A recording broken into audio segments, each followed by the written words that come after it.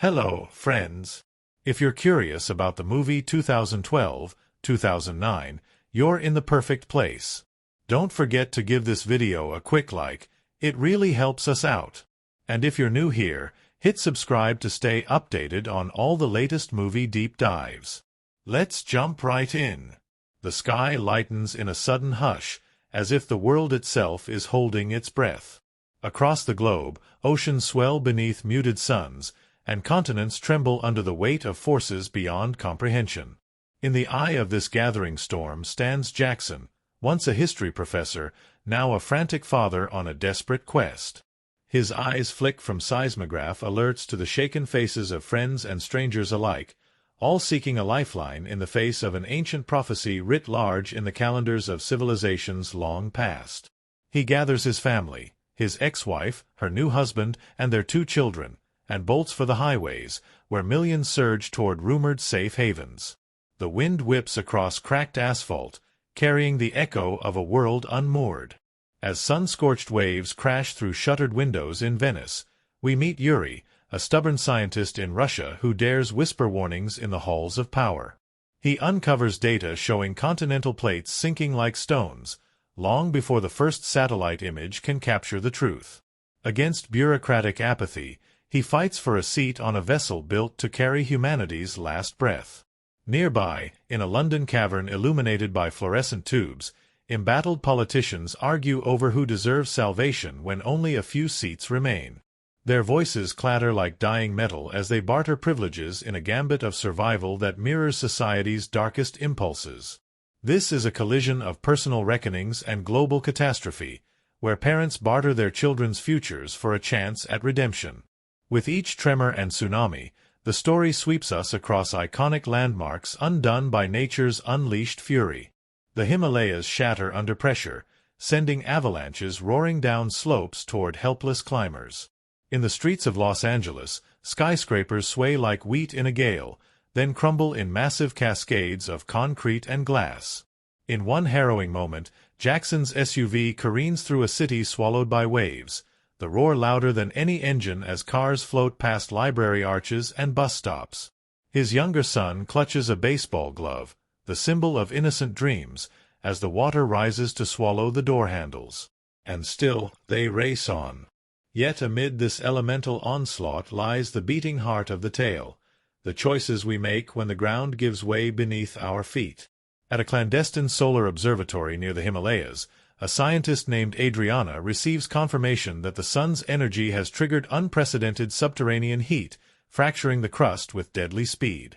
She broadcasts her findings on a flickering laptop, knowing that speaking truth may cost her a passage on the arcs, but staying silent feels like betrayal of every life on Earth.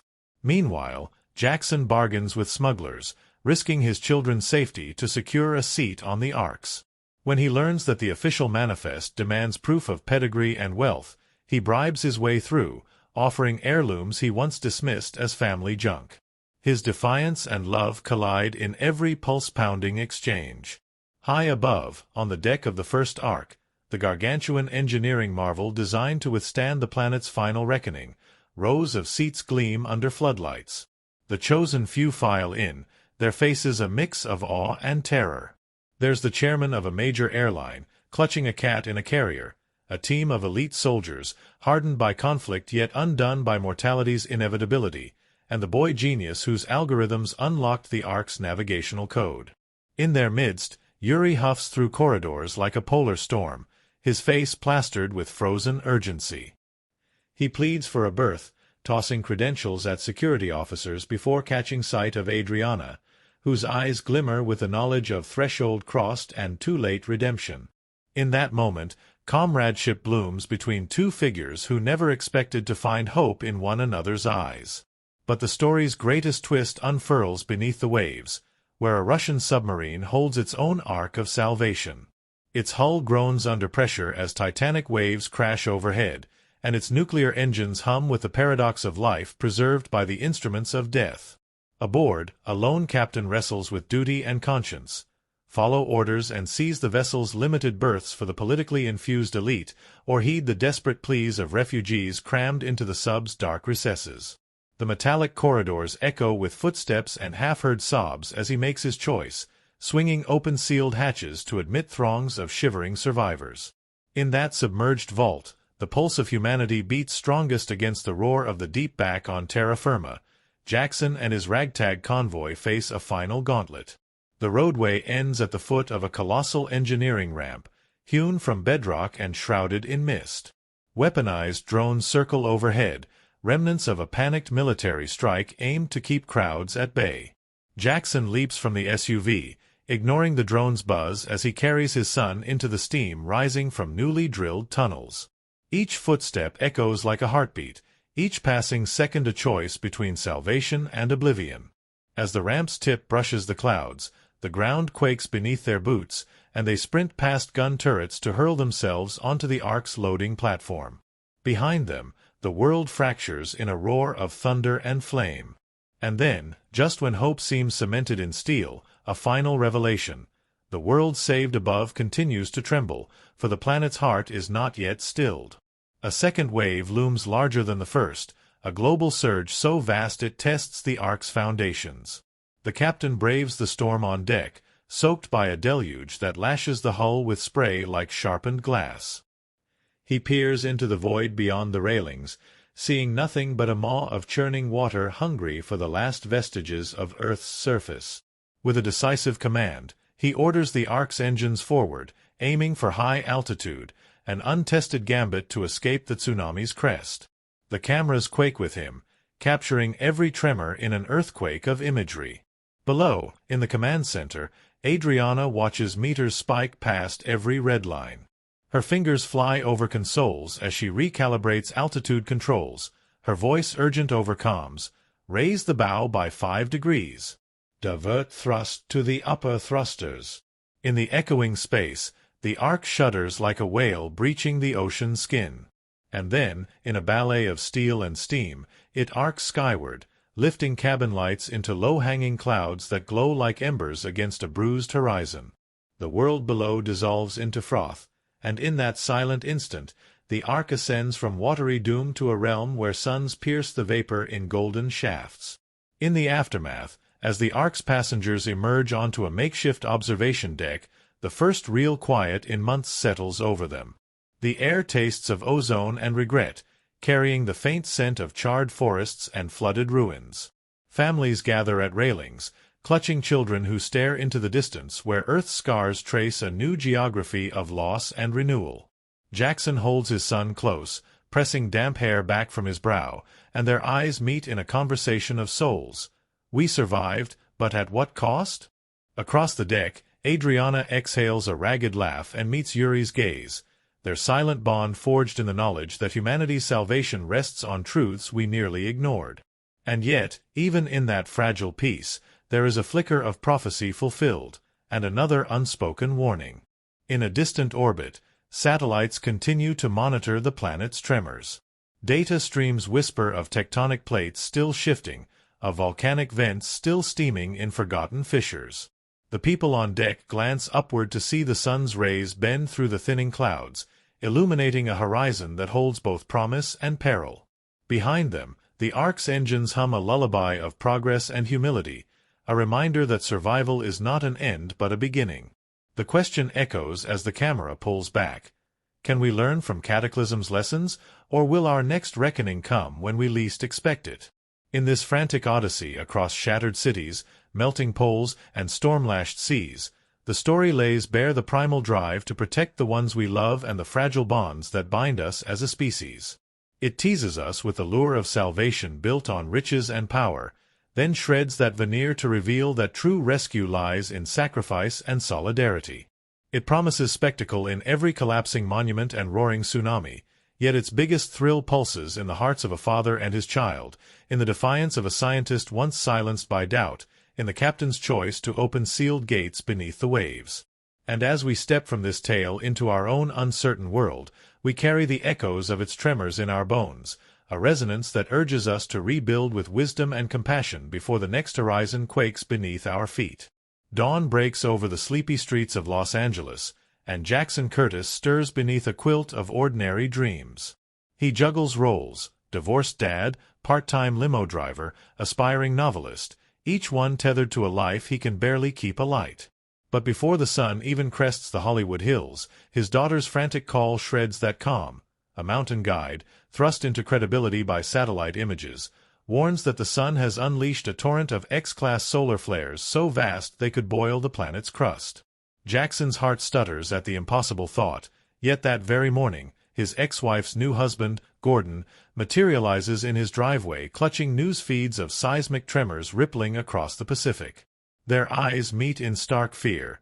Business as usual has shattered at the molecular level. As the Curtis family piles into Jackson's battered van, the radio crackles with real-time updates.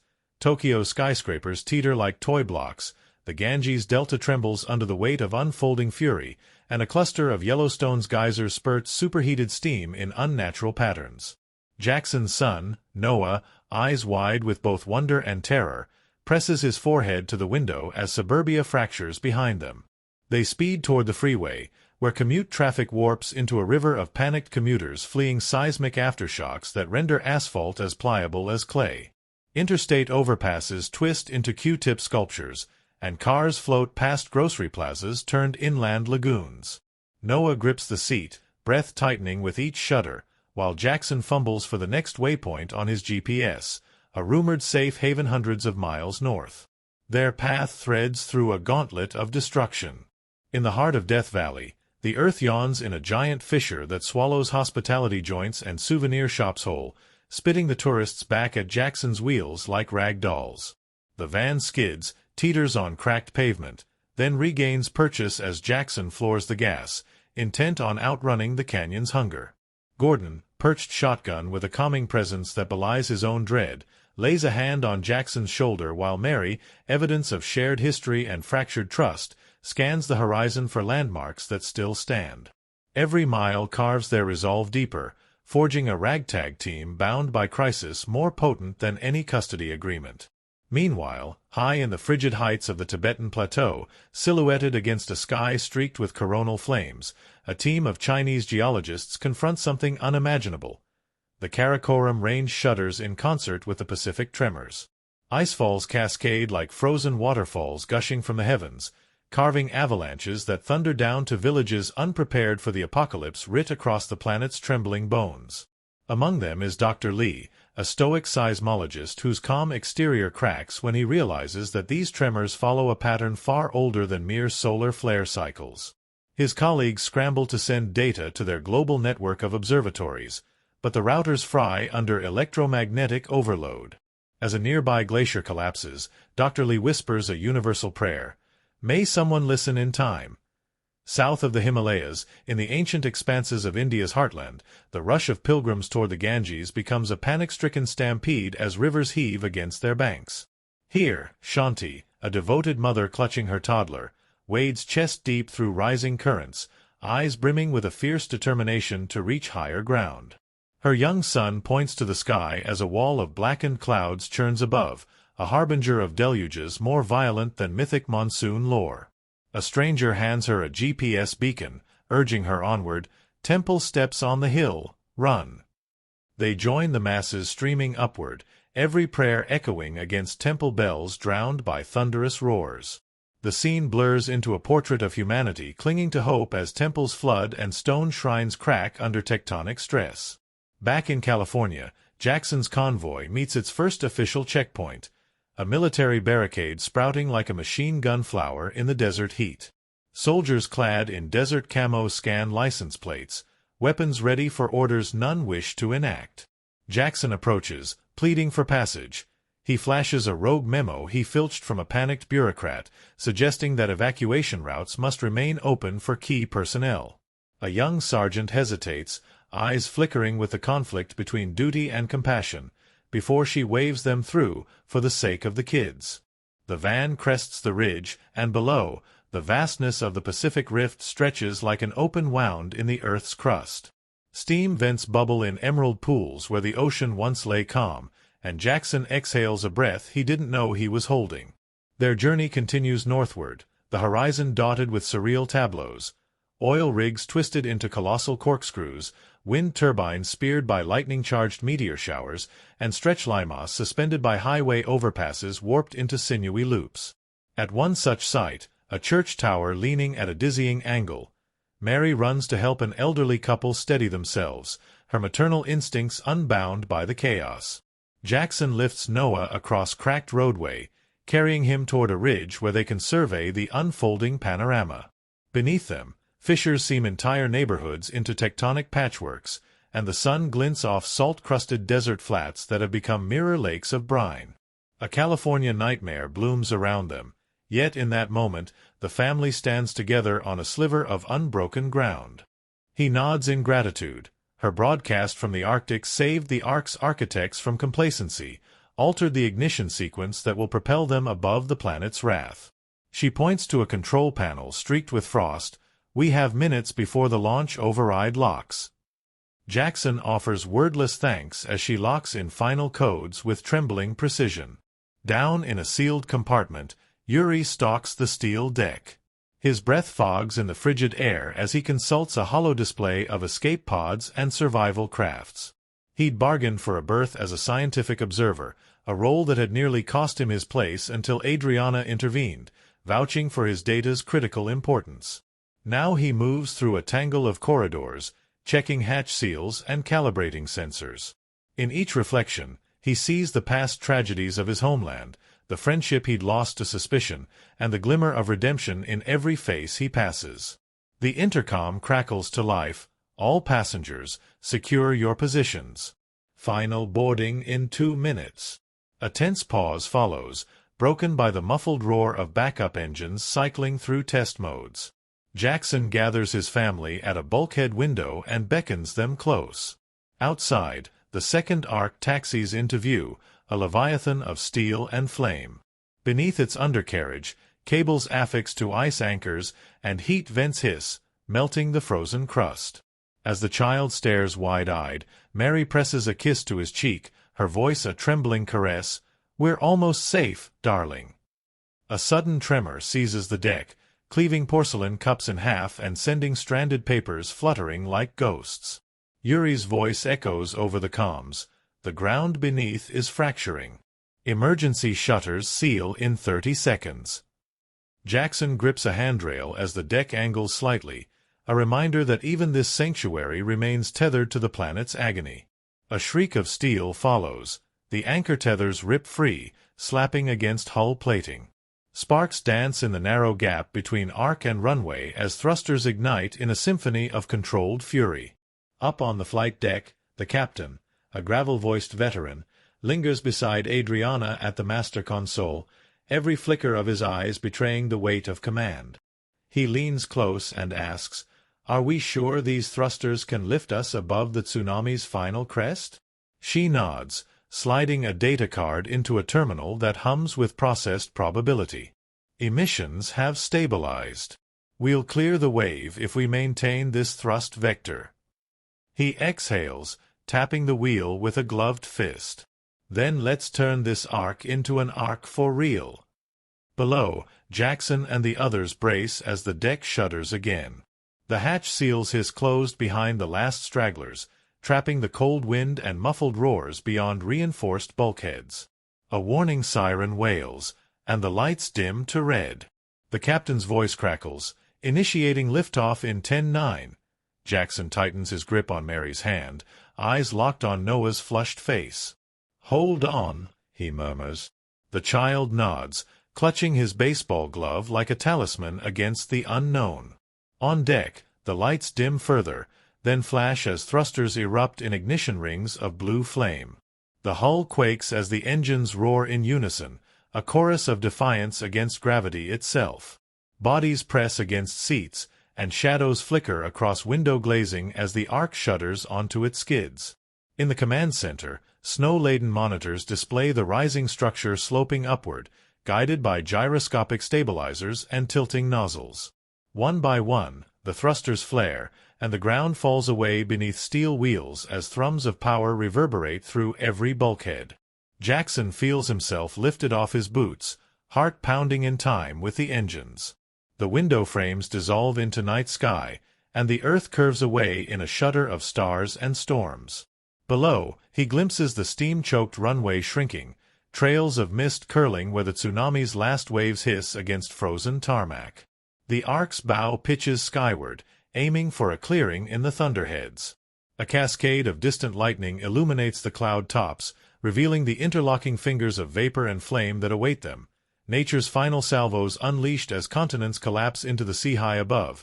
Outside the main thruster housings, the aft hatch rattles as a flurry of hail-size ice particles pelts the hull. Yuri, strapped into a maintenance pod beneath the deck, watches in awe as potential calamity becomes airborne salvation. He sends a thumbs up through the window to the engineer beside him, whose grin risks frostbite. After months of data and desperation, this moment crystallizes into pure, uncompromised triumph. Humanity scraping free of its cradle, clinging to the ropes of technology even as the world below unravels. In the passenger holds, adrenaline gives way to awe as distant rumblings fade into a softer hum. Jackson pulls Mary and Noah close, their forms bathed in a glow that merges emergency reds with the afterglow of thrust. Outside, the swirling clouds yield to thinning air, and through broken portholes they glimpse the ocean's final upheaval. White caps towering against infrasonic roars, tsunamis feeding upon each other's momentum in a tide of ruin. Yet here, in the heart of the Ark, a fragile bubble of steel and will holds its course toward the unknown. Adriana stands beside the captain at the observation port, her breath fogging the glass as she reads data streams flickering on a wristcom unit. "We've cleared the troposphere," she announces, voice quivering with relief. "It's only a few more minutes to stratospheric altitudes. After that, the world below will shrink and its ruins freeze in memory." The captain tips his radio, issuing commands to throttle back 2 engines, reducing stresses on the frame. He turns to her, eyes shining. "You did it." She brushes past him, blinking away thanks as though survival itself is a gift she never expected. In the observation gallery, Jackson lifts Noah up to touch the window. The boy's palm flattens against the cold surface, eyes wide at the kaleidoscope of clouds and the curvature of land painted in twilight hues. Mary rests her head on his shoulder, tears pooling as the moment's magnitude washes over her. Jackson draws them both close, his arms a fortress around trembling bodies. He exhales, the first real breath he's taken in hours, and murmurs, "We made it." Outside, the Engine's growls soften as they hold altitude, and for the first time in weeks, the family glimpses a horizon unbroken by tectonic fury. But even as relief settles, a new hush falls, one of contemplative awe and raw gratitude. In every face around him, Jackson sees the reflection of shared sacrifice. Policymakers who risked reputations, soldiers who held checkpoints open, and scientists who spoke truths shouted down by fear. He thinks of Shanti and her child wading through waters that consumed shrines, of Dr. Lee on that trembling plateau, of Gordon's steady counsel guiding them through chaos. Each heartbeat aboard the Ark is a tribute to those who remained on the ground, tethered to memory and loss. As they approach Yellowstone's gates, Jackson's phone buzzes with a global video feed. Adriana, a scientist hidden in an Arctic research facility, flashes wild-eyed footage of subglacial volcanic vents erupting in neon blue plumes. She broadcasts that the accelerating heat from the sun's flares has destabilized magma chambers worldwide, accelerating supervolcano cycles beyond any human control. She begs viewers to believe her calculations. An unstoppable cascade of eruptions will trigger atmospheric winters deeper than any ice age. The news shreds any remaining illusion that they can outrun nature's wrath. Jackson's knuckles whiten on the steering wheel as he digests her words. "It's not just plate tectonics," he murmurs. "It's the planet tearing itself apart." Under riotous skies, the family's van rolls into a hastily erected safe zone guarded by UN peacekeepers. Rows of relief tents and supply drops line a scorched field, but evacuees cluster in desperate knots, families separated from one another, governments rationing passage to their nationals. Jackson spots a white tent emblazoned with red crosses and weaves through the throng to seek medical attention for Mary, who has collapsed from heat stroke and heartbreak. As he kneels beside her, a medic attaches and four, murmuring assurances that feel like lifelines. "We'll get you through." Noah clings to his mother's hand, tears streaking his dusty cheeks, as Jackson leans in close, pressing a gentle vow against her fevered forehead. "I promise, I'll get us home." Night falls, and under a sky veined with auroras whipped by solar winds, the camp quiets except for the crackle of generators and distant tremors that roll like steel drums across the frozen plains. Jackson huddles with Gordon around a smoldering blaze, nursing scavenged rations of protein bars and canned fruit. They speak in hushed tones, outlines of a plan too perilous to voice in the daylight. The official evacuation arcs will lift a select few to rocket-proof arcs bound for distant refuges. Yet rumors swirl that these arcs will sail into orbital corridors, leaving the rest to rebuild from ash. Fear tangles with guilt as they weigh their options: wait for official rescue or forge a new path, one where every choice risks condemning someone else. Morning arrives with tremors so fierce they toss the tents like rag dolls. Jackson grabs Noah, vaults out of the tent, and races toward Mary's cot as the ground buckles beneath his boots. Around him, refugees cling to poles and pray, their prayers swallowed by the roar of cracking earth.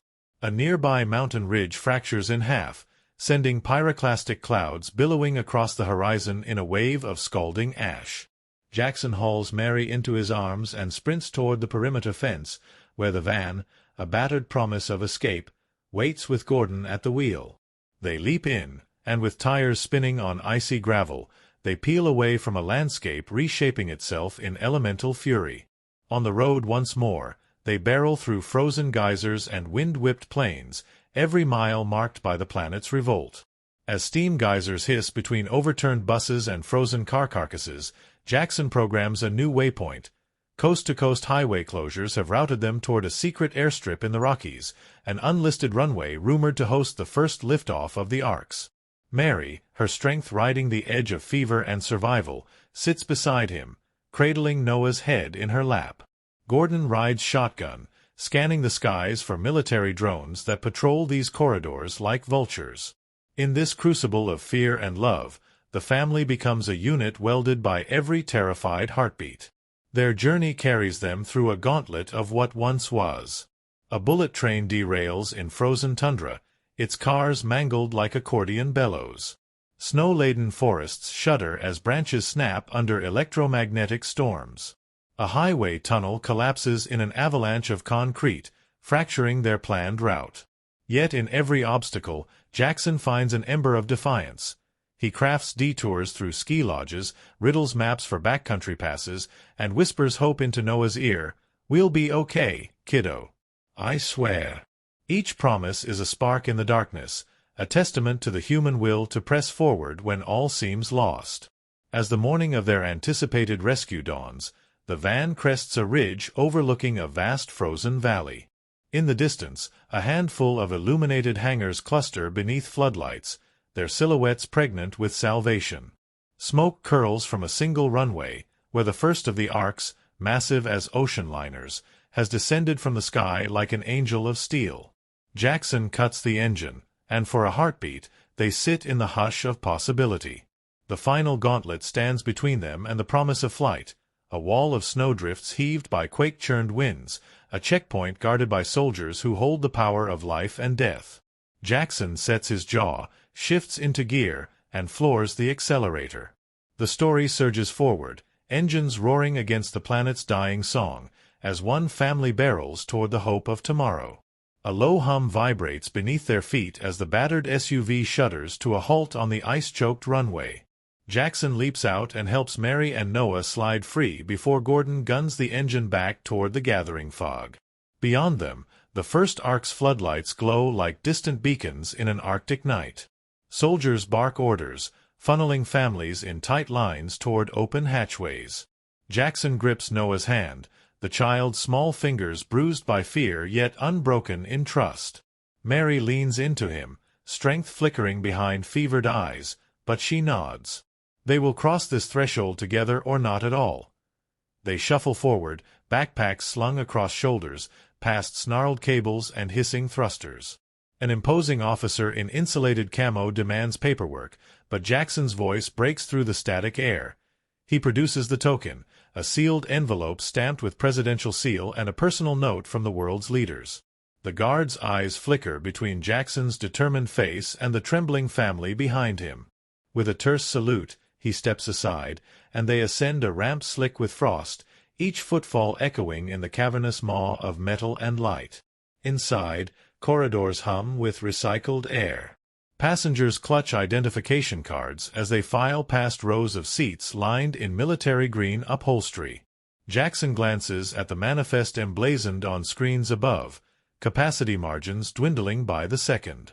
A mother weeps beside him. No one will forget these faces, but only a fraction will stand on deck when the hatch closes. Jackson cradles Noah's head, whispering a promise that every second bristles with both hope and guilt. He sees Mary's lips move in prayer, sees the glint in Gordon's eyes that says their fight is not yet won. Beyond the seating areas lies the command deck, where Adriana crouches over blueprints crackling on glass tables. Her hair is singed at the temples, her hands stained with data reads and graphite.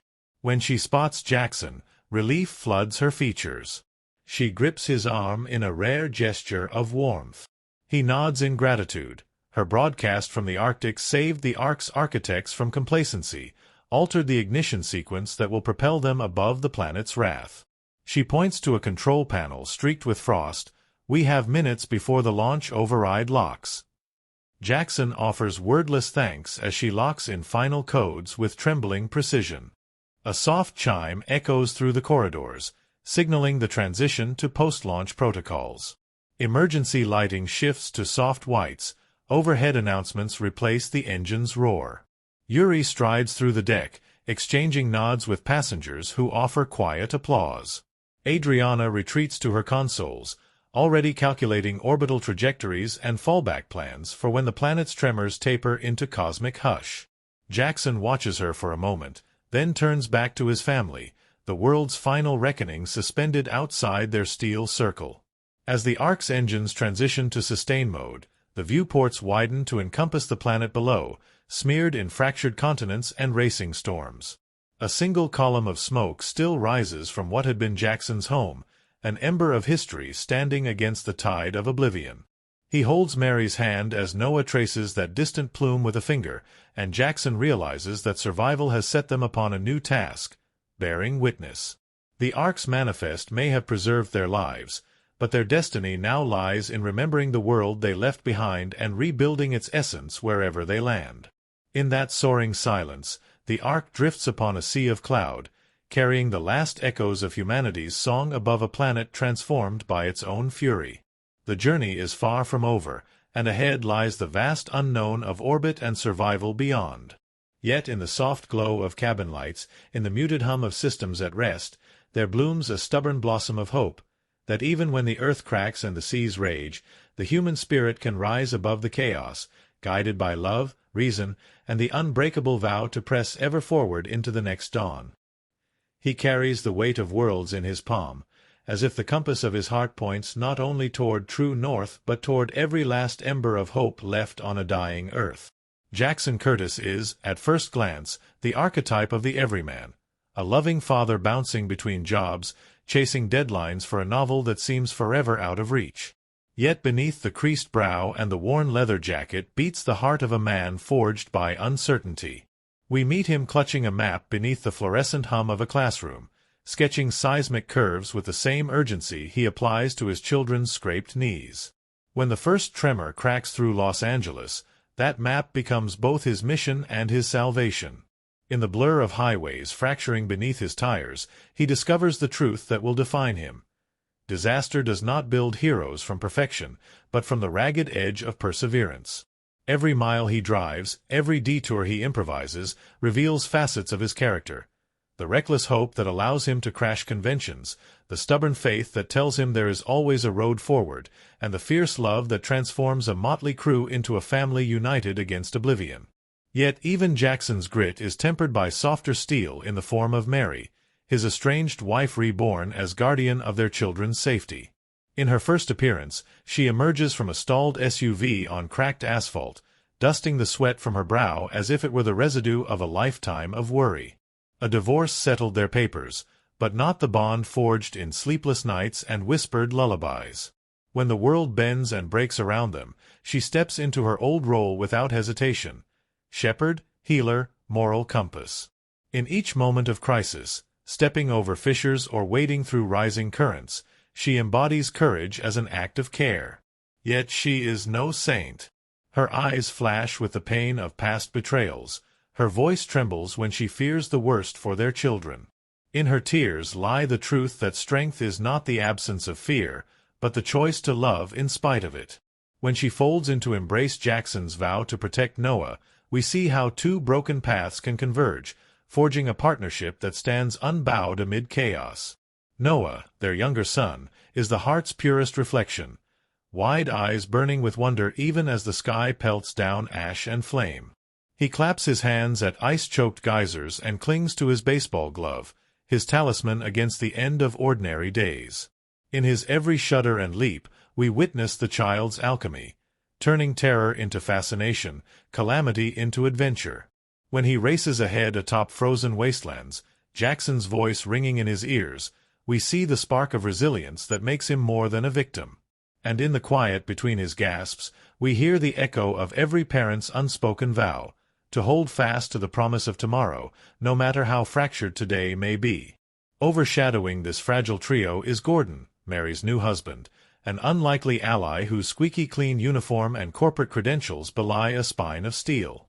Introduced juggling etiquette and emergency rations, he enters Jackson's fray as a bomb of pragmatic calm.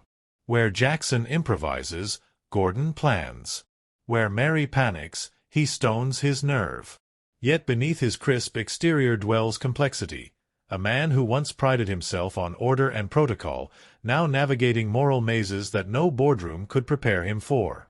When he steps in front of Jackson to shield Mary from a falling girder, we witness the moment he sheds labels: protector, not paramour; comrade, not competitor.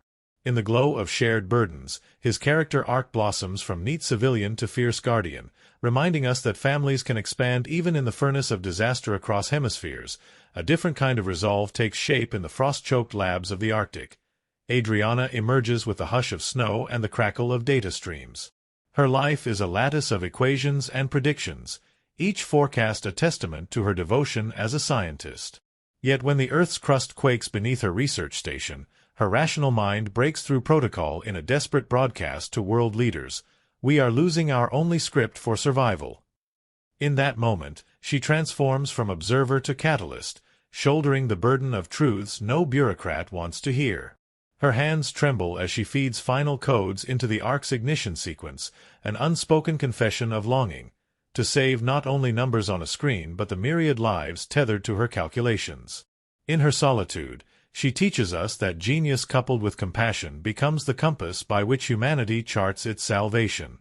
In another frozen realm, Yuri stalks steel corridors like a ghost lit by emergency glow. His accent carries the timbre of old-world empathy, soft yet unbreakable, and in his eyes flashes the burden of a homeland scarred by suspicion. As an observant scientist vetting the Ark's survival chances, he moves with a self-imposed discipline, every step a penance for knowledge once buried by politics. When his credentials are questioned, he tightens his jaw but never abandons courtesy. When he finally slips hookups into a critical console, we feel the weight of redemption and risk entwined. In that act, his character transcends the solitary researcher. He becomes the beating heart of shared obligation, proof that trust can be reclaimed brick by brick, one courageous breach of orthodoxy at a time.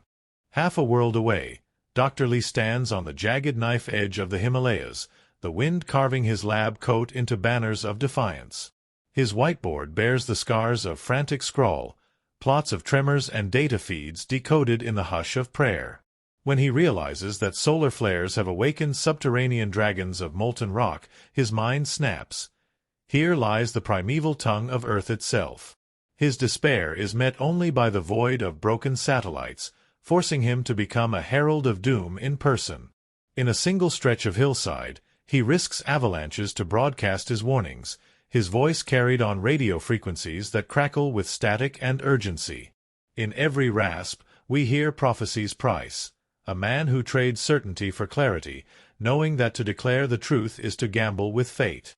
And amid the stampede of refugees, we meet Shanti, whose devotion glimmers in the floodwaters of the Ganges. A mother's love drives her through chest-deep currents and past stone temples cracked by the planet's roar. She clutches her toddler to her chest, her every step a prayer and every glance upward a vow that they will reach higher ground. In her tear-streaked face lies the truest portrait of a survivor, someone who faces terror not as a fleeting moment but as a crucible for love's endurance. In each prayer she offers alongside strangers, we glimpse the sacred truth that compassion can outlast cataclysm, that a single hand offered in kindness can pivot the fate of generations. Behind these figures looms the silent presence of global powers and military brass, their duty tempered by panic.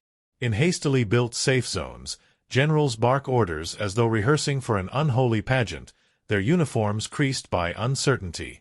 One young sergeant, her jaw set when Jackson presents a rogue memo, flickers between enforcing rules and honoring mercy, an emblem of the conflict between protocol and ethics.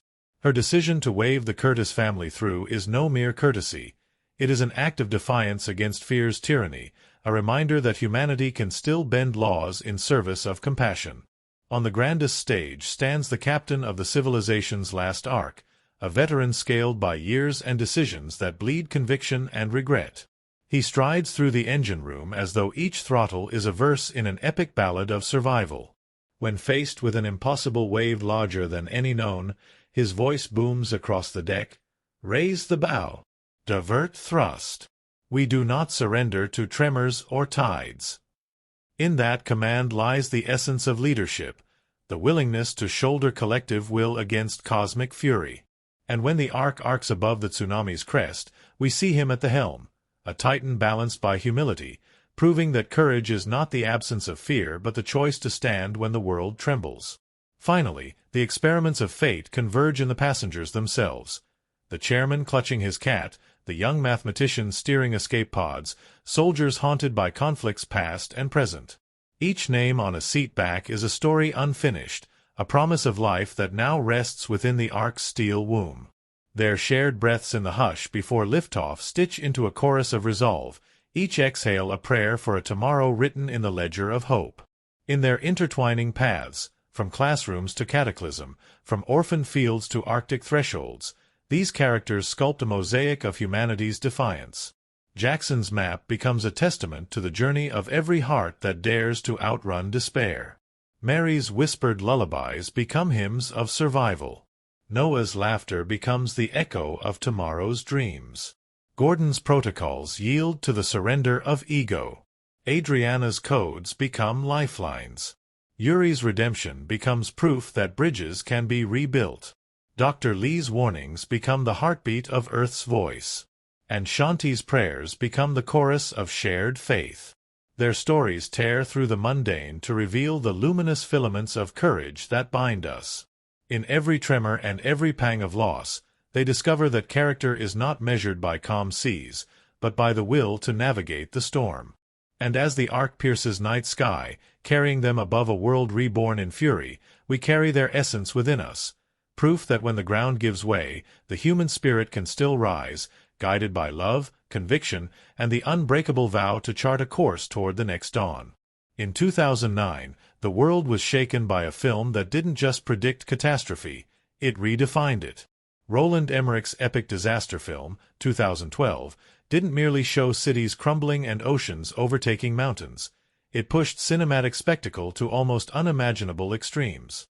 Yet, beyond the dramatic destruction and breathtaking visuals that captivated millions, lies an even stranger, richer story. One hidden behind the cameras, beneath piles of fake rubble, and amid whispers in the shadows of massive sets. Here begins the curious tale of the strangest facts behind 2012, an epic whose creation was nearly as improbable as the cataclysm it portrayed.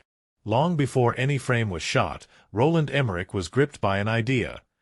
What if the ancient Mayan prediction of the world's end in 2012 were brought to vivid, tangible life? The Mayan prophecy itself, fascinatingly, became a cultural fixation far beyond cinematic circles, spurring global anxieties and conspiracy theories. Emmerich, however, wasn't just interested in apocalypse as spectacle.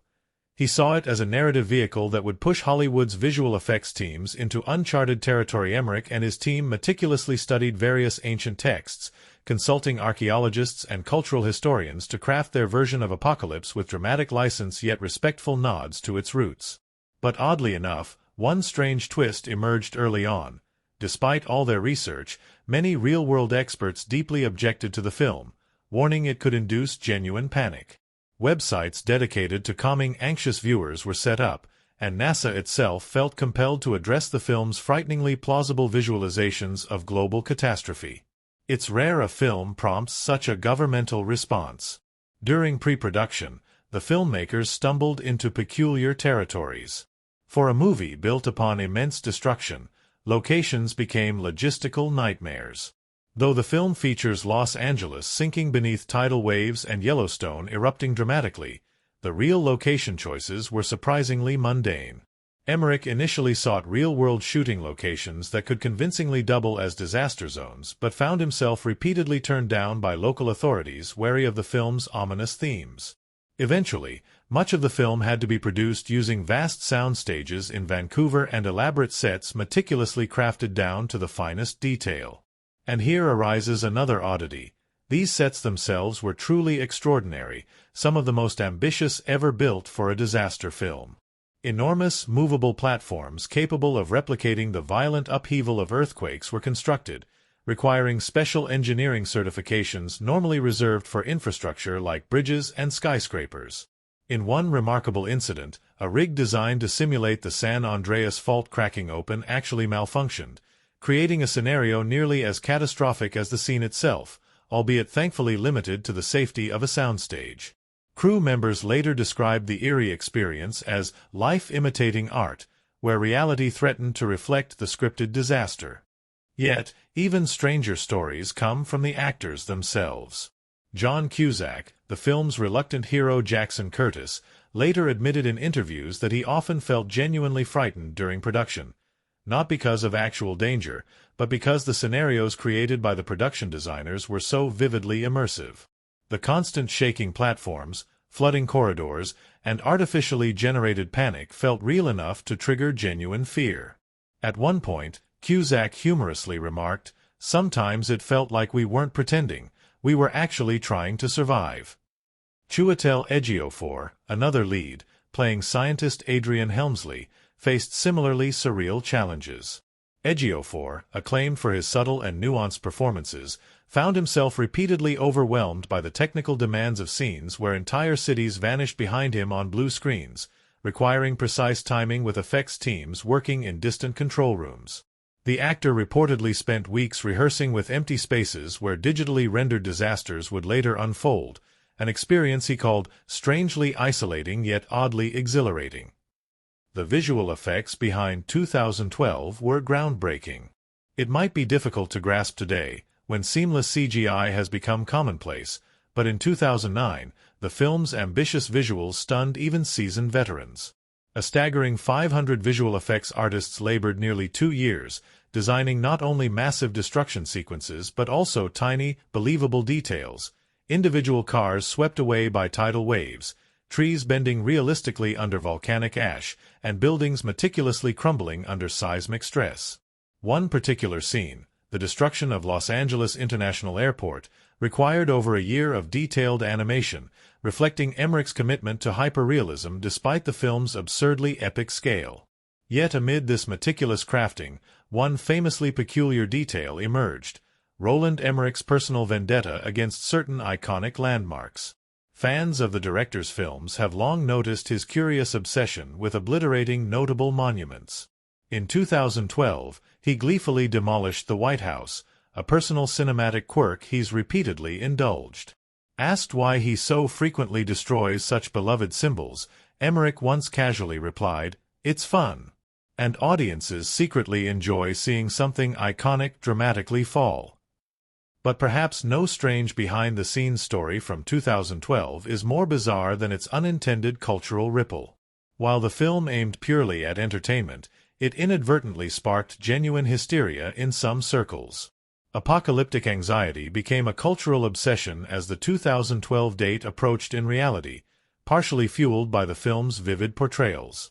Emmerich himself later expressed surprise and mild regret at this outcome, stating, "We wanted excitement, not panic. But people can take entertainment surprisingly seriously." The film's release period further intensified its peculiar legacy. Amid genuine worldwide economic anxieties and natural disasters, such as the devastating earthquake in Haiti just weeks after the film's release, 2012 took on eerie parallels that left viewers and critics uneasy. Audiences who watched scenes of societal collapse were left with an uncanny sense of déjà vu as reality mirrored fiction, amplifying the movie's impact and contributing to its status as a strangely prescient work. And what about the curious little details that slipped through unnoticed? Consider the peculiar cameo that almost went overlooked. Danny Glover, playing the U.S. president, actually lost his voice during the shoot due to the sheer amount of shouting and running required, prompting a panicked search for a vocal double. The filmmakers resorted to an audio specialist who recorded alternate takes to blend seamlessly with Glover's strained lines, a subtle illusion that hardly anyone noticed but spoke volumes about the behind-the-scenes chaos. Another hidden gem was the film's ending, originally intended to be darker, bleaker, and more ambiguous. Studio executives grew nervous at screenings, fearing audiences might revolt at a lack of definitive resolution. After intense negotiations, Emmerich reluctantly shot the hopeful conclusion audiences eventually saw, quietly shelving his preferred ending. Ironically, many viewers still debated the film's philosophical implications, suggesting perhaps Emmerich's intended ambiguity still lingered between frames. In its aftermath, 2012 spawned countless parodies, tributes, and speculative documentaries. Perhaps most amusingly, survival companies reported genuine spikes in business following its release. Bunkers, disaster preparedness kits, and survivalist literature suddenly became trendy commodities, thanks largely to the film's unintended cultural influence. Even Emmerich himself joked about receiving unsolicited offers from bunker companies offering him free shelters, a bizarre, real-world echo of his fictional Apocalypse Today. Revisiting 2012 means confronting its curious legacy. A film that became far more than its creators ever imagined, intertwining myth, science, fear, and cinematic spectacle into an unrepeatable cultural phenomenon. Strange occurrences, odd choices, technical marvels, and bizarre coincidences defined its creation, transforming it into more than a movie. It became a living reflection of humanity's fascination with its own potential doom. In the end, perhaps the strangest fact about 2012 is the simplest. Despite, or perhaps because of, its extravagant catastrophes and impossibly ambitious visuals, the film continues to linger in popular imagination as a uniquely captivating spectacle, forever suspended between disaster and wonder, absurdity and awe. It reminds us that cinema, at its boldest, often transcends mere storytelling, becoming a mirror reflecting our deepest anxieties, wildest fantasies, and our endless peculiar fascination with the end of the world. From the very moment 2012 exploded onto the silver screen, it set in motion a whirlwind of reactions that rippled far beyond the simple awe of visual spectacle. The film was, at its core, a sprawling tapestry of chaos and human desperation, weaving together cataclysmic events that demanded more than just surface-level attention. Beneath the roar of collapsing skyscrapers and oceans swallowing entire cities lay a series of carefully crafted moments, events that pulse with emotional undercurrents and thematic weight. To truly understand 2012's lasting impact, one must peel back the layers and explore these events through a critical lens, uncovering how they shaped both the film's reception and its deeper resonance with audiences worldwide. One of the most pivotal events in the narrative arrives early but with staggering force: the sudden, worldwide destruction of cities. Los Angeles is the film's first devastating tableau, a sprawling city reduced to rubble beneath relentless earthquakes and tidal waves. But beyond the pyrotechnics and the CGI wizardry, this event signals something far more profound, a symbolic dismantling of modern civilization's perceived invincibility. The choice of Los Angeles, a city often idolized as a symbol of American culture and industry, is deliberate. The filmmakers place it at the epicenter of catastrophe, shattering a cultural icon to illustrate the fragility of even the most advanced human constructs. Critics have debated the film's ending extensively. Some praise its hopeful note, a belief in humanity's ability to rebuild and endure. Others find it too optimistic, a Hollywood gloss on otherwise grim realities. Yet, this ambiguity is precisely where 2012 finds much of its emotional power. The survivor's gaze toward the rising sun is a cinematic metaphor for rebirth, for the indomitable spark of life that persists even after devastation. This thematic resonance ties back to the film's mythic roots, drawing on archetypal stories of apocalypse and renewal that have echoed through human culture for millennia. The film's narrative arc, from destruction to survival, mirrors ancient tales of floods and rebirth, situating 2012 within a broader cultural conversation about endings and the cyclical nature of existence.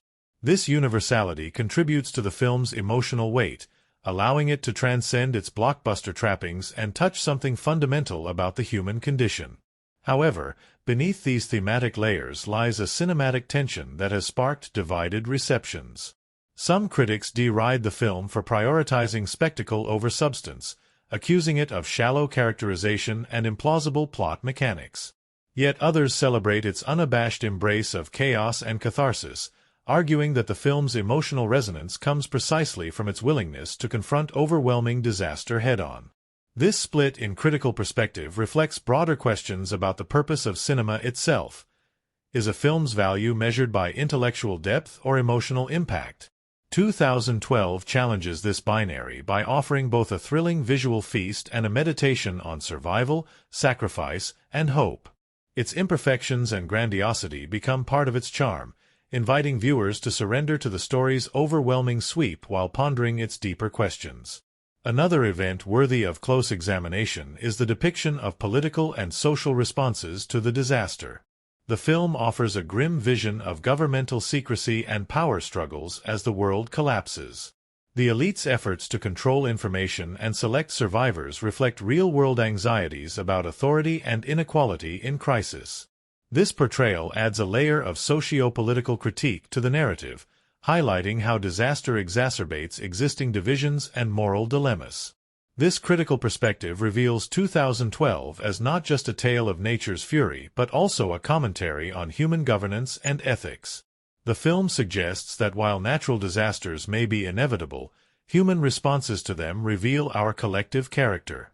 The tensions between cooperation and selfishness, hope and despair, are played out against a backdrop of crumbling civilization, underscoring the fragile bonds that hold society together.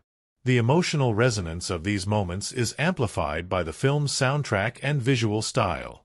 The pounding score, swelling at moments of tension and release, acts as an emotional guide, pushing audiences toward catharsis.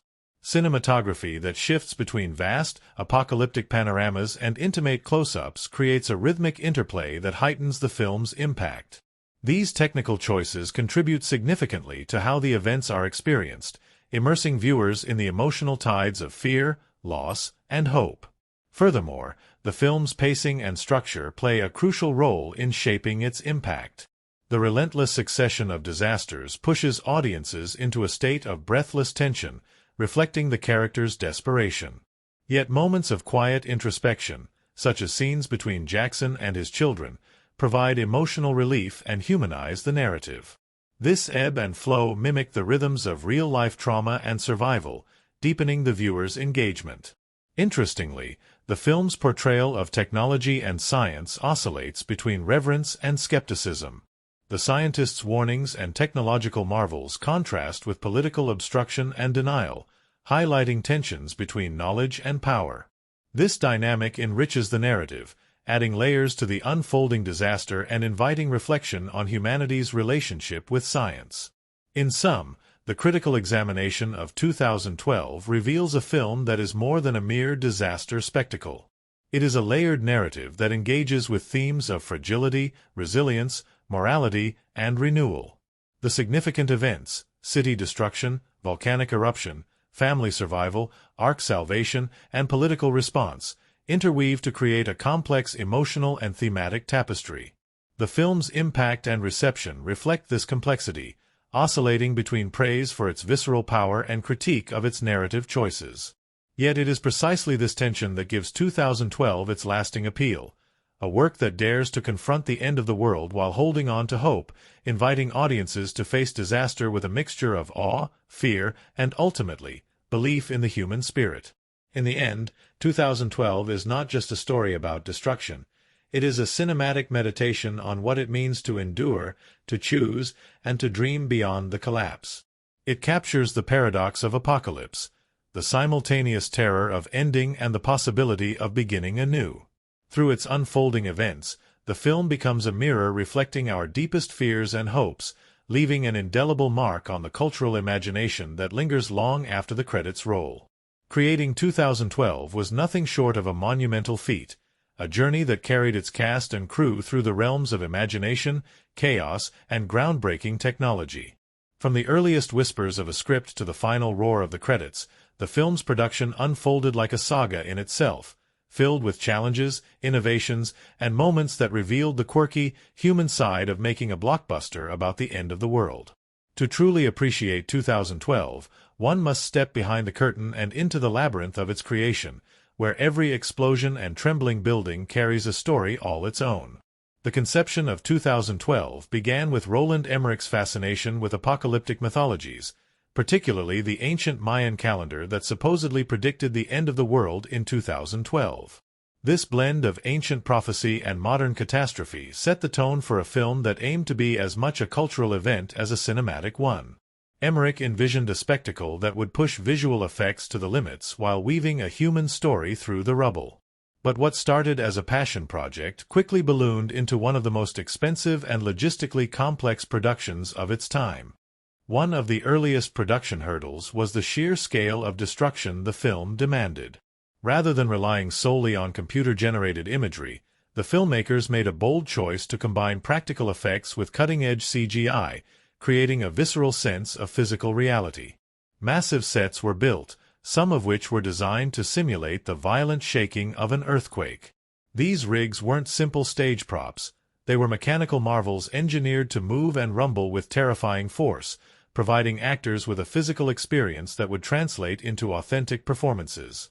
On one such rig, designed to mimic the devastating collapse of Los Angeles, the crew recalls a moment that bordered on chaos. During a rehearsal, the platform's hydraulic system malfunctioned, causing the floor to tilt abruptly and trapping several crew members and extras inside a set that was supposed to be a collapsing building. Thankfully, no one was seriously injured, but the incident underscored the unpredictable nature of blending real-world mechanics with cinematic disaster. Crew members later joked that the film's theme of destruction had begun well before filming started. The choice to film primarily in Vancouver added another layer of complexity. The city, with its diverse landscapes and modern infrastructure, was an ideal stand-in for the world's great metropolises. Yet, shooting a film about global apocalypse in a place known for its relative calm and order created a strange dichotomy.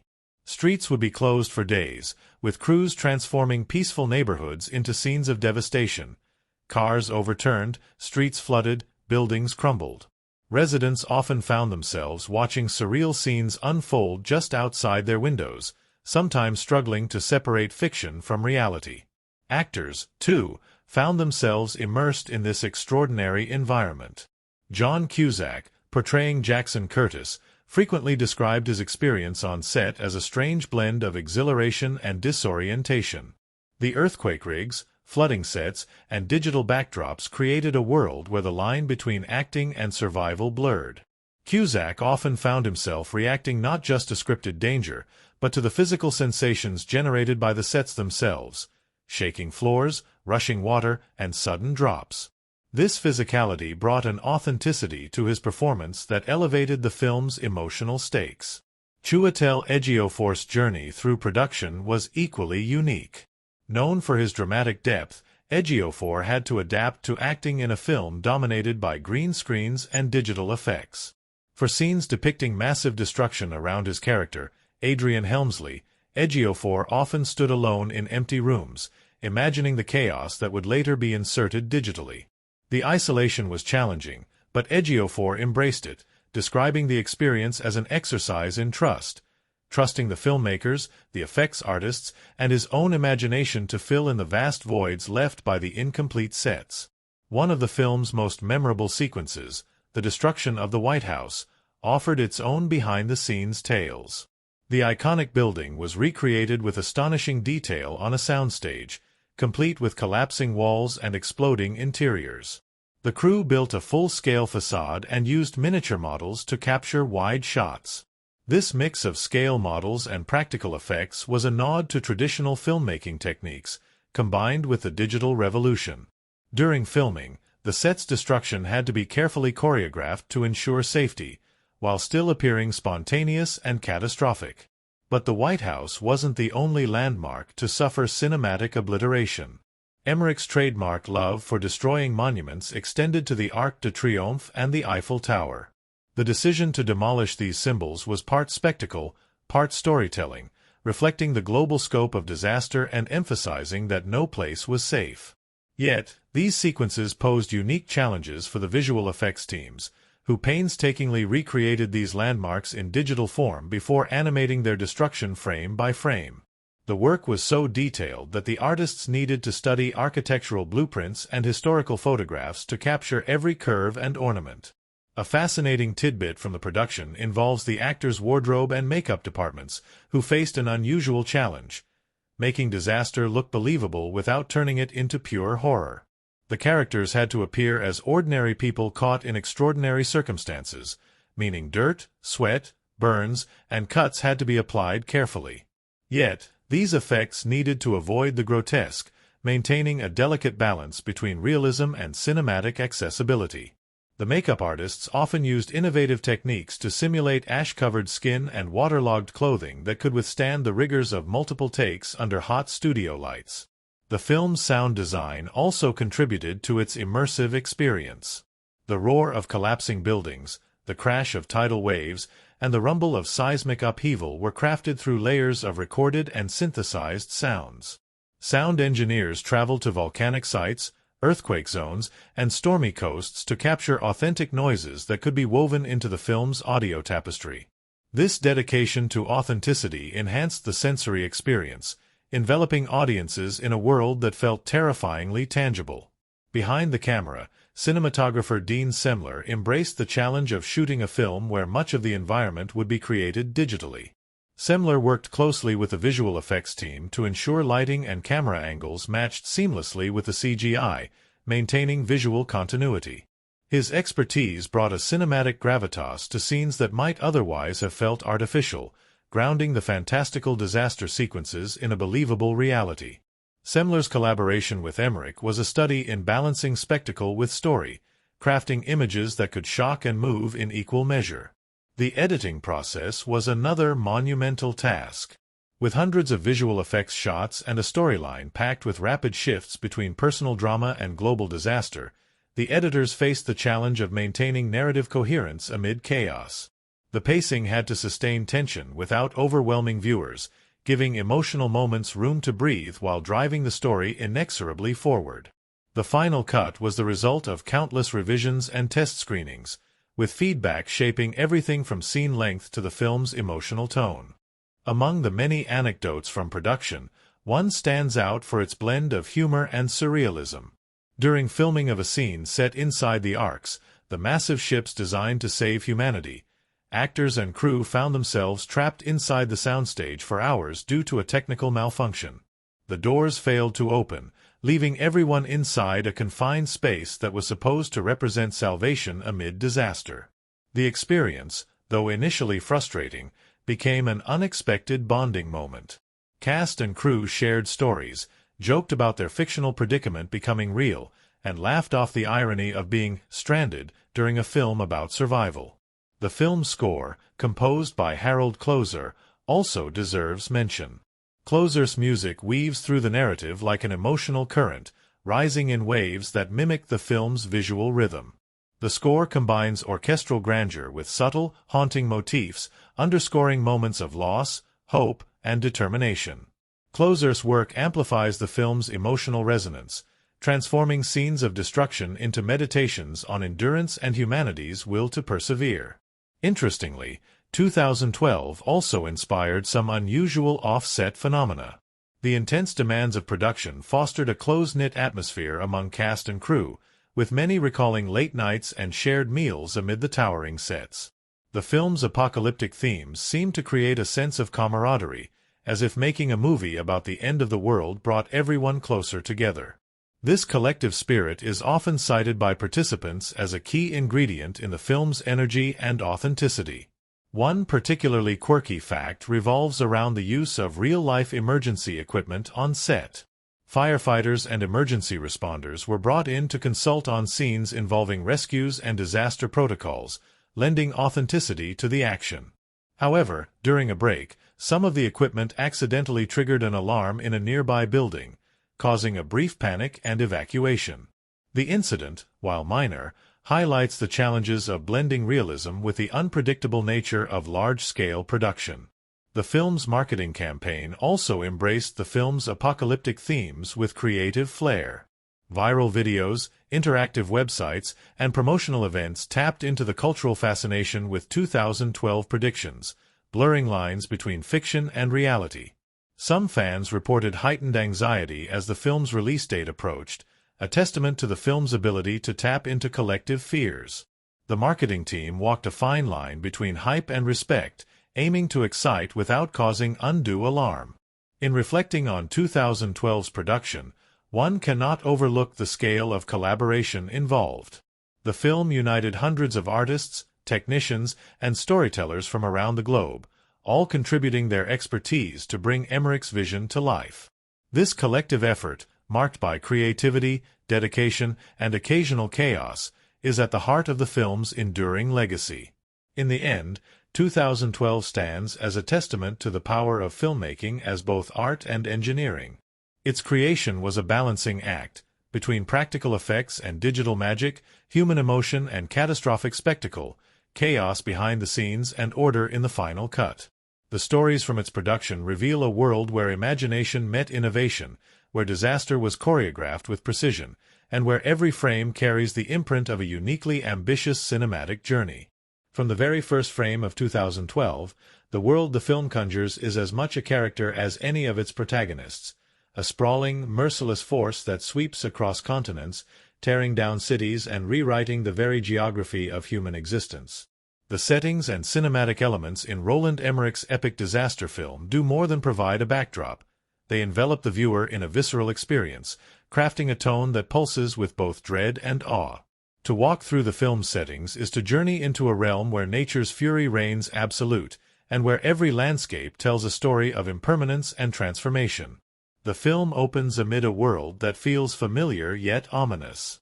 The early scenes take place in Los Angeles, a city known for its sprawling urban landscape, iconic landmarks, and sun-soaked promise.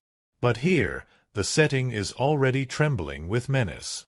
Streets rumble beneath unsteady feet, skyscrapers sway like reeds in a storm. The camera lingers on the vast cityscape, emphasizing its human scale, the density of life compressed into glass and steel towers. This initial grounding in the everyday world is crucial. It roots the impending disaster in a recognizable reality, making the subsequent destruction all the more harrowing. Los Angeles in 2012 is not just a location. It is a symbol of modernity and human ambition, a sprawling monument to civilization's achievements. When the earthquakes begin and the ground ruptures, swallowing highways and buildings whole, the film transforms this familiar city into a tableau of ruin. Cinematography plays a vital role here, blending sweeping aerial shots with tight, chaotic handheld sequences. The aerial views offer a grand perspective on the scale of devastation, the grid of the city fractured, highways buckled, the skyline dissolving into dust.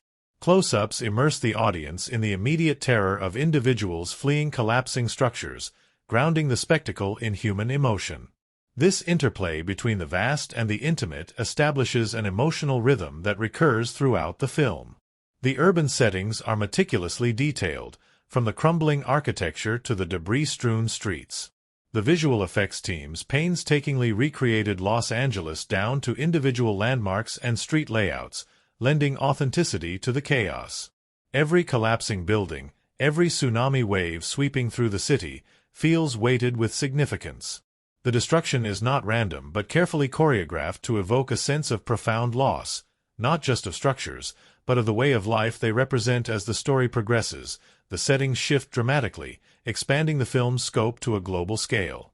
The narrative sweeps across continents, from the ruins of North American cities to the volcanic cataclysms of Yellowstone, from the flooded streets of Venice to the melting ice sheets of the Himalayas.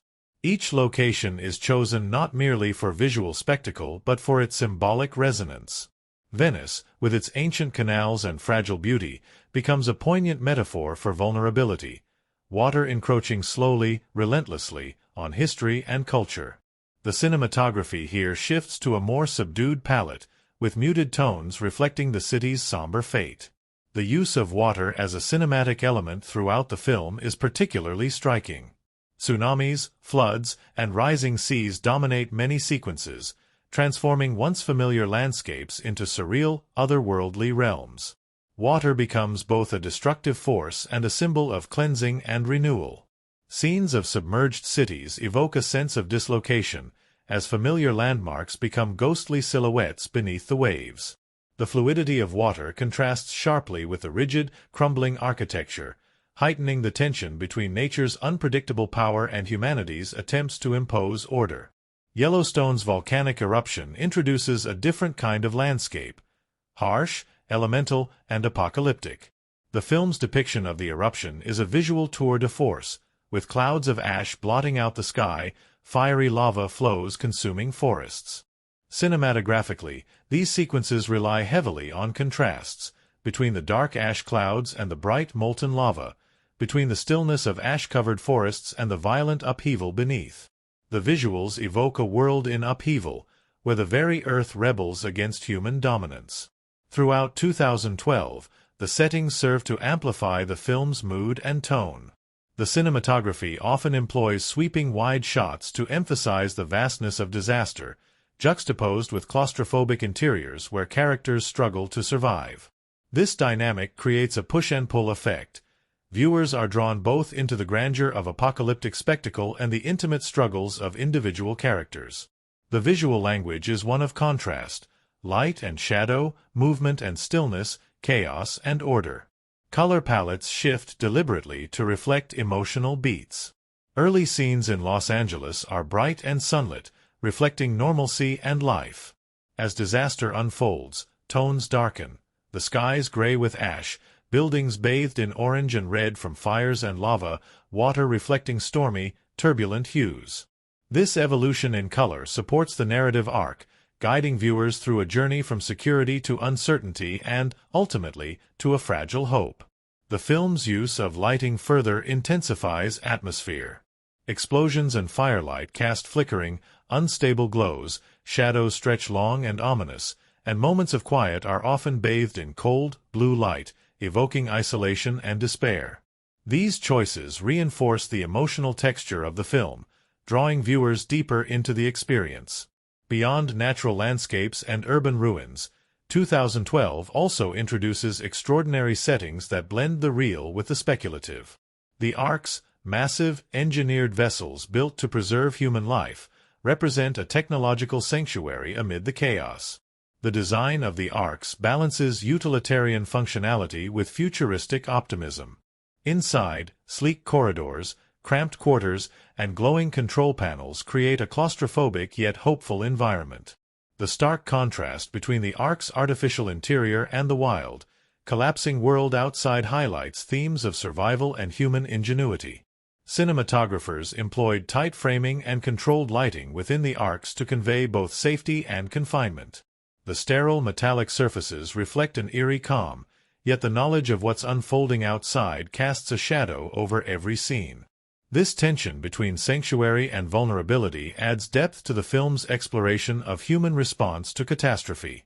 In examining 2012 cinematic elements, the role of camera movement cannot be overstated. The film employs a diverse range of techniques to evoke mood and emotion. Rapid tracking shots chase characters through collapsing buildings, creating a sense of urgency and chaos. Crane shots soar over devastated cityscapes, imparting awe and scale. Steady, lingering shots on characters' faces capture moments of fear, hope, and determination, anchoring the epic narrative in personal experience. Visual effects seamlessly blend with cinematography to create immersive environments.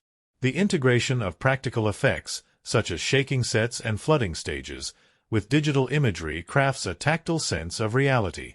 This marriage of old and new techniques grounds the film's spectacle, making impossible disasters feel palpably real. Sound design, while not strictly visual, complements the cinematic elements by shaping atmosphere. The roar of collapsing buildings, the crash of waves, the rumble of volcanic explosions, all are meticulously layered to envelop viewers in the sensory experience. The soundscape works hand in hand with visuals to heighten tension and emotional impact. Costume and production design further enhance the setting's authenticity. Characters' clothing reflects their environments, waterlogged, ash-streaked, torn, adding to the film's gritty realism. Small details, such as debris in hair or soot on skin, immerse audiences in the disaster's aftermath, bridging the gap between spectacle and human experience.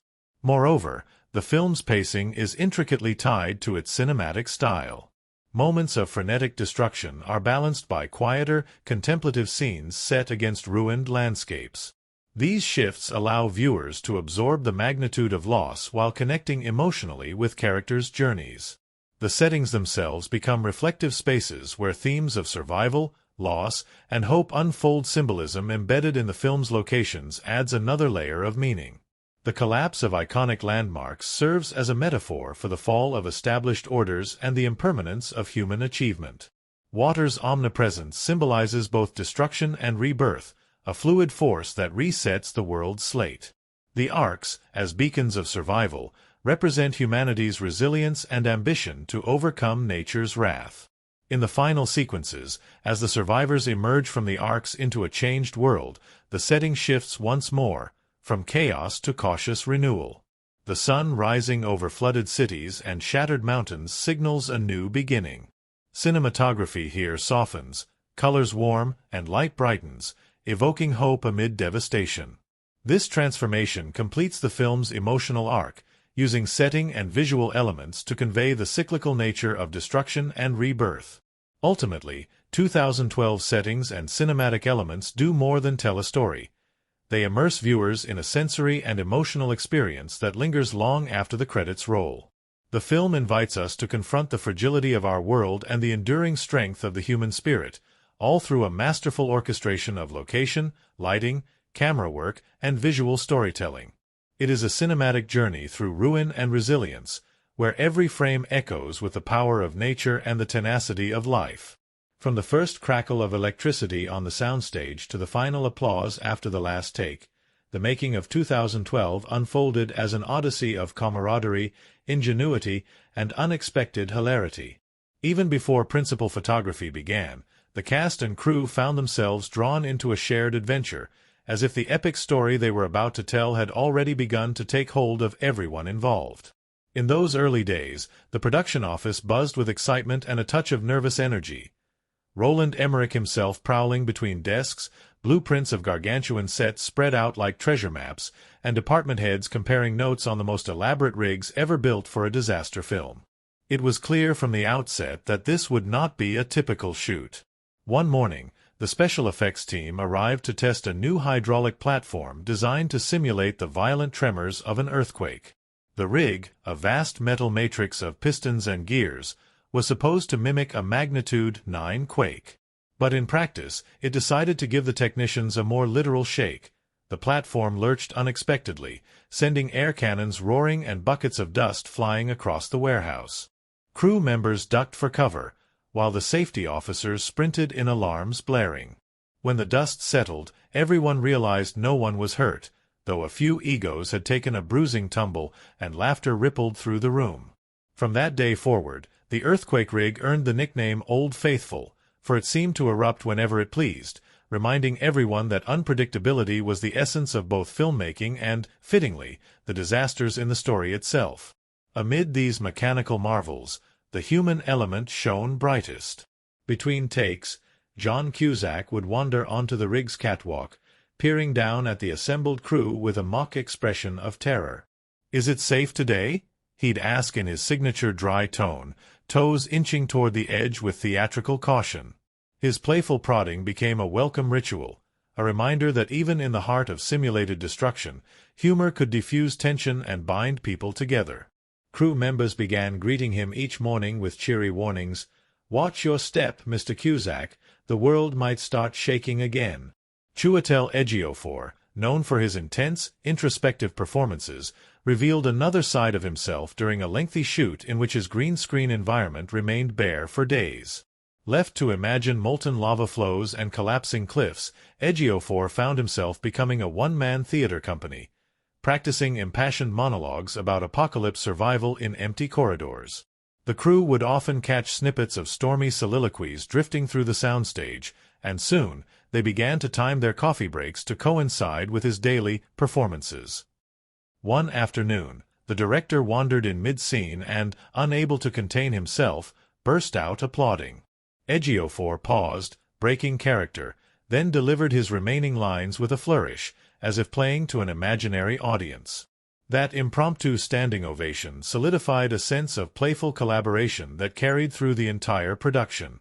Outside the relative safety of soundstages, location shoots offered their own set of challenges and unexpected delights.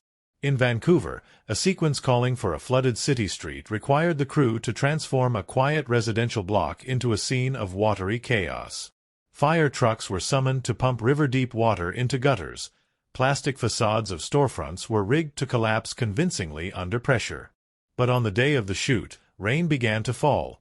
Real rain, torrential and unplanned, turning the carefully controlled flood into something dangerously unpredictable. Extras slogged through ankle-deep water, extras' coordination became a soggy scramble, and several hoses snapped under pressure. Yet amid the muddle, a local family watched from their porch, fascinated by the spectacle. The director spotted them and invited the children to splash through the water along with the actors, filming their genuine laughter between takes. Those unscripted moments, three little figures cheering in the deluge, made it into the final cut, a spontaneous reminder that even amid manufactured calamity, joy can surface. Back on set, makeup artists faced a marathon of grime and gore. They had to create layers of ash, soot, and sweat on actors who emerged from collapsing sets looking every bit the part of disaster survivors. But under the sweltering studio lights, the fake ash sometimes turned into a choking whisk of powder, causing sneezing fits that echoed through the halls. One day, the head of makeup, in a rare lapse of concentration, turned around and accidentally sprayed a full canister of water mist at one of the lighting technicians instead of setting spray at a stand-in's cheekbones. The technician emerged resembling a drowned raccoon, blackened and glistening under the lights, prompting a cascade of laughter and playful jibes about method lighting. From then on, every time a mist bottle appeared, someone would cry out, "Duck!" and everyone would dive for cover, relishing the absurdity of it all. Food services on large shoots are often an afterthought, but on 2012, they became a cherished communal event. Monthly wrap party-style feasts popped up between scenes, organized by the production's culinary team who scoured local markets for fresh ingredients. One memorable spread featured an apocalypse buffet theme: charred-looking barbecue skewers, smoky black bean chili, and volcano cupcakes erupting with red icing. As the name suggests, the irony was intentional. Cast and crew would gather around long tables, sharing stories of near misses on the set, a misplaced cable that nearly tripped a stuntman, the time the miniatures team's model city caught on fire too quickly, sending panic through nearby departments. These meals were not only delicious but instrumental in forging bonds that soared above job titles. Camera operators swapping gossip with visual effects artists, grips comparing scar stories with stunt coordinators, and everyone united in the realization that they were making something remarkable together. The stunts themselves offered some of the most hair-raising behind-the-scenes accounts. A sequence where an overturned bus crashes into a city square demanded precise timing and coordination. The special effects crew built a collapsible bus shell, reinforced with safety foam and remote-controlled to tumble exactly on cue. On the day of the stunt, as the bus flipped, a gust of wind carried it slightly off its planned path. For a heart-stopping moment, it seemed destined to crash into a nearby crane. But thanks to a last-second adjustment by the remote operator, it veered just enough to miss the crane's leg, landing in a safe zone. After the director called, "Cut!" the entire crew stood in stunned silence before bursting into relieved cheers, a testament to how perilously close filmmaking can dance with disaster, even when it's scripted. In quieter moments, the set became a place of mentorship and shared craft. Veteran lighting technicians taught eager assistants how to harness tungsten and HMI light to craft moods that could transform a sterile soundstage into a charred ruin or a flooded avenue. Visual effects supervisors invited interns into their daily sessions, explaining the painstaking process of layering digital ash over live-action plates. These lessons fostered a spirit of generosity that rippled through the team. One afternoon, a group of junior grips discovered an old camera dolly buried behind crates. With a makeshift rail system fashioned from spare lumber, they put on an impromptu demonstration of vintage tracking shots for the actors, who watched in amusement as their own scenes played out like flickers of early cinema.